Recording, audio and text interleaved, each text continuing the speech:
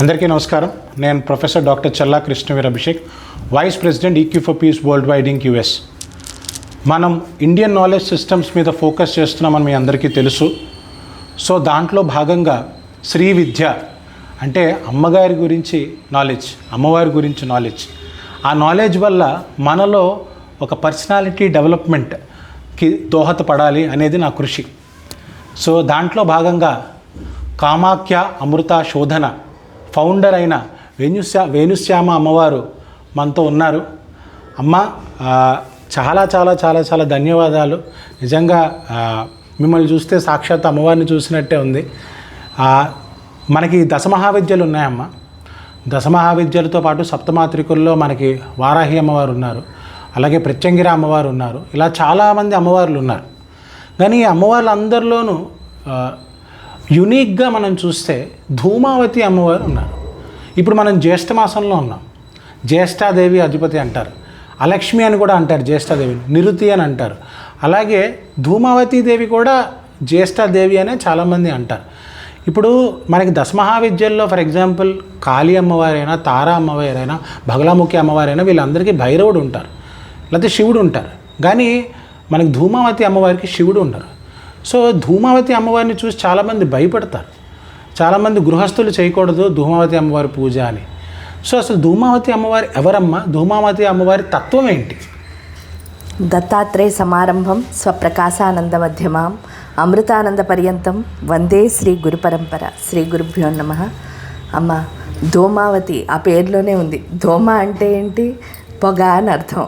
ఆ పొగ ఎవరైతే ఉన్నారంటే ఆవిడ పేరే పొగ. ఎందుకు అది వచ్చింది అంటే మీరు చెప్పారు ఇప్పుడే, దశమహావిద్యల్లో మిగతా 9 విద్యలకి భైరవులు ఉన్నారు, అమ్మకు ఒక్క ఆవిడకే భైరవుడు లేడు. అంటే ఇది ఇంకా పవర్ఫుల్ అని అర్థం, భైరవుడు లేడంటే. ఎందువల్ల అంటే మీరు శివుడిని కూడా చూస్తారు దక్షిణామూర్తి అని. దక్షిణామూర్తి అంటే చాలా పవర్ఫుల్. ఇక్కడికి వచ్చేసరికి ఈవిడ కూడా చాలా పవర్ఫుల్. ఎలా అయింది అని అంటే మామూలుగా అక్కడ చెప్పే కథల్లో అయితే ధూమావతి అంటే అర్థం ఏమిటి అని అంటే శివుణ్ణి. ఈవిడ ఏంటి అంటే దశమహావిద్యల్లో ఒక విద్య అయ్యేసరికి ఆకలి ఆకలి అని అడుగుతుందిట సతీ అమ్మవారు. ఆకలి ఆకలి అని అడిగేసరికి అప్పుడు శివుడు 3 సార్లు ఆకలి అంటే తెస్తానని చెప్తాడు, మళ్ళీ ఇంకోటి ఏదో మాట్లాడుతూ ఉంటాడు.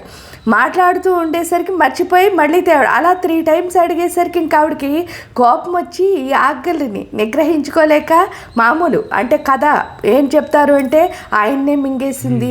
ఆ మింగడం వల్ల రుద్రుణ్ణి ఎప్పుడైతే మింగిందో ఆవిడ నుంచి పొగలు అంటే బేటల కింద శరీరం, అంటే రుద్రుడు అంటే అగ్నితత్వం అవడం వల్ల ఆ అగ్ని బేటల కింద వచ్చి ధూమం కింద వచ్చింది అని చెప్తారు. కానీ ఇక్కడ నిజమైన ఆంతర్యం ఏమిటి అని అన్నప్పుడు ఆ బీటలు ఇవన్నీ చూసినప్పుడు అంటే శారీరక సౌందర్యాన్ని చూసినప్పుడు నిజంగా మీరు చెప్పినట్టే ఆవిడ భయం వేస్తుంది. కానీ ఇక్కడ అర్థం చేసుకోవాల్సింది ఏంటంటే రుద్రుణ్ణే మింగేయడం అంటే అర్థం ఏమిటి? పూర్తి జ్ఞానం. అంటే ఆవిడ ఆత్మ అంతా ఎవరి స్వరూపం కింద మారింది అంటే ఇక్కడ ఇద్దరు లేరనమాట, ఒకే స్వరూపం కింద ఉంది. అంటే శివాశక్తి కలిసి ఉన్న స్వరూపం అది. ఆ స్వరూపం అవడం వల్ల ఏమవుతుంది అంటే వీళ్ళు అన్నట్టు జ్యేష్ఠాదేవి ఇంట్లో చేసుకోకూడదు కాదు, అఖండ ఐశ్వర్యాన్ని, అఖండ ఆరోగ్యాన్ని. ఆరోగ్యం ఎలా ఇస్తుంది?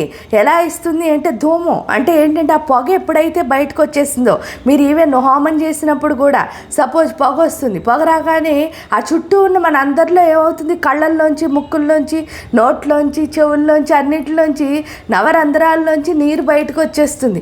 ఆ నీరు బయటికి రావడం అంటే ఏమిటి అంటే మనలో ఉన్న చెడంతా బయటికి వెళ్ళిపోతుంది. చెడంతా బయటికి వెళ్ళి అంటే ఆత్మ సౌందర్యం, మనలో ఉన్న ఇరిటేషన్స్ అన్నీ ఏవైతే ఉన్నాయో, ఏవైతే మన లోపల ఈ చిరాకులు అంటే చూడండి ఆ ఎమోషనల్ ఇంబ్యాలెన్స్లు ఏవైతే ఉన్నాయో వాటన్నిటినీ బ్యాలెన్స్ చేసి మనకి ఏమిస్తోంది అంటే ఆత్మ జ్ఞానము అన్నదాన్ని ఇచ్చే తల్లే ఈ ధూమావతి. అంటే పొగ రూపంలో వచ్చి మన లోపల ఉన్న ఏదైతే వికారాలు ఉన్నాయో వికారాలన్నీ తీసేసి అఖండ ఆరోగ్యాన్ని, అఖండ ఐశ్వర్యాన్ని ప్రసాదిస్తుంది ధూమావతి అమ్మవారు. కాకపోతే ఈవిడ దగ్గర ఉన్నది ఏంటి అంటే చాలా స్ట్రిక్ట్. ఇద్దరూ కలుసున్న స్వరూపం అవడం వల్ల ఇక్కడ తండ్రికి ఏంటి అంటే పూర్తిగా క్రమశిక్షణ అవసరం, తల్లికి ఏంటి అంటే లాలన అంటే ప్రేమ ఉంది. అంటే ఆ ప్రేమ లాలన ఉండడం వల్ల ఏమవుతుంది అని అంటే మీరు స్ట్రిక్ట్గా ఈవిడ సాధన చేసిన అంతసేపు ఈవిడ మీ దగ్గర ఖచ్చితంగా ఉంటుంది. ఆ సాధన తీవ్రత ఎంత తగ్గిపోతుందో ఆ ప్రకారం ఆ శక్తి మళ్ళీ వెళ్ళిపోదు. అంటే ఈవిడికి ఎప్పుడు కంటిన్యూస్ సాధన అన్నది ఉండాలి, శివాశక్తి స్వరూపం కాబట్టి. చాలా అద్భుతంగా చెప్పారమ్మా. చాలా చాలా చాలా ధన్యవాదాలు. నమస్తే.